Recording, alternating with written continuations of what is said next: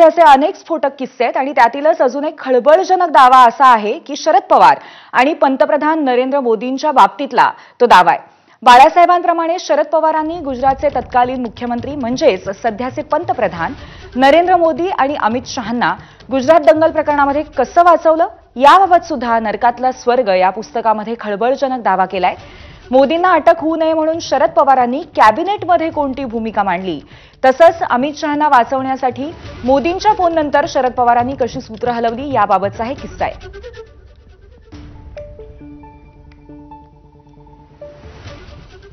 तर शरद पवारांनी मोदींना तेव्हा कशी मदत केली होती हेही पाहूया ग्राफिक्सच्या माध्यमातून। मोदी गुजरातचे मुख्यमंत्री असताना केंद्रात यूपीएचं सरकार होतं। गोध्रा कांडात सीबीआयसह अनेक चौकशांचा ससेमिरा होता। गुजरातचे अनेक पोलीस आणि अमित शहांना तुरुंगात जावं लागलं। चौकशी आणि कारवाईची बंदूक मोदींपर्यंत वळली। लोकशाही मार्गाने निवडून आलेल्या मुख्यमंत्र्यांना अटक करू नये अशी पवारांची भूमिका होती।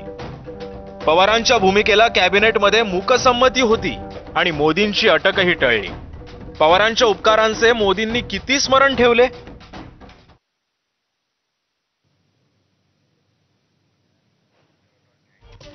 तर अशा पद्धतीने आपण पाहिले काही मुद्दे आणि त्याचबरोबर पवारांनी शहा यांना कसा मदतीचा हात दिला होता तेही आपण पाहूयात। नरकातला स्वर्ग, उपकारांची आठवण।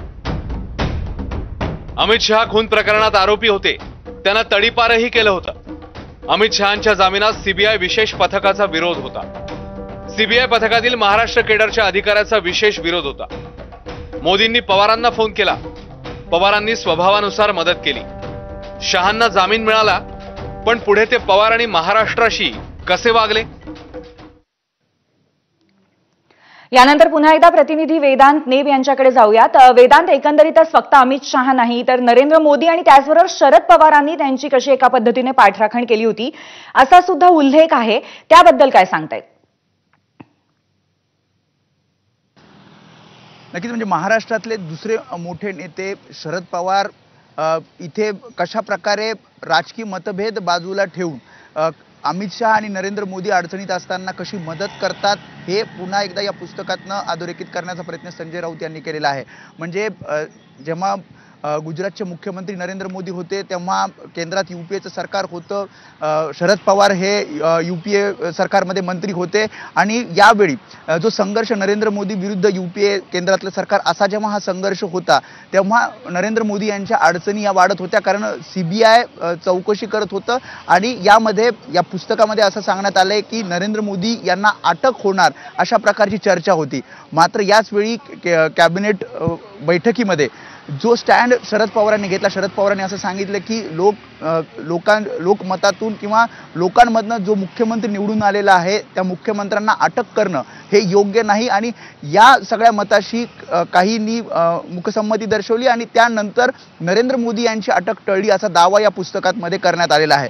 दुसरं म्हणजे अमित शहांच्या अडचणी एका गुन्ह्याच्या खटल्यामध्ये वाढत असताना आणि सीबीआयची चौकशी सुरू असताना जामिनासाठी प्रयत्न अमित शहा यांच्याकडनं सुरू होते आणि त्यावेळी नरेंद्र मोदी आणि शरद पवार यांच्यात चर्चा झाल्याचं या पुस्तकामध्ये सांगण्यात आलेलं आहे आणि महाराष्ट्र केडरचे एक अधिकारी यांनी पूर्णपणे या जामिनाला विरोध केला होता आणि यावेळी शरद पवारांनी म्हणजे राजकीय मतभेद बाजूला ठेवून अमित शहा यांना मदत केली असा उल्लेख या पुस्तकामध्ये करण्यात आलेला आहे। त्यामुळे शरद पवारांनी सुद्धा या दोन भाजपचे बडे नेते यांना कशी मदत केली, अडचणीतून कसं बाहेर काढलं हे या पुस्तकातनं सांगितलेलं आहे। मात्र या सगळ्या पॅरेग्राफच्या शेवटी संजय राऊत पुन्हा हा प्रश्न विचारत आहेत की ज्या शरद पवारांनी या दोन बड्या नेत्यांना मदत केली त्यानंतर या दोन नेत्यांनी राष्ट्रवादी काँग्रेस फोडली असा आरोप संजय राऊत करतायत आणि त्यामुळे या उपकाराची जाण त्यांनी ठेवली का असा प्रश्न या पुस्तकाच्या निमित्तानं विचारतायत। नक्कीच वेदांत, अतिशय दोन मोठ्या नेत्यांच्या बाबतीमध्ये अशा पद्धतीचे त्यांनी उपकार केलेले आहेत। अमित शहा आणि नरेंद्र मोदी यांच्याबद्दल असे मोठे दावे करण्यात आलेले आहेत। धन्यवाद आपण दिलेल्या माहितीबद्दल आणि त्याचबरोबर त्या उपकारांची परतफेड झाली नाहीये असा सुद्धा दावा या पुस्तकातनं करण्यात आलेला आहे।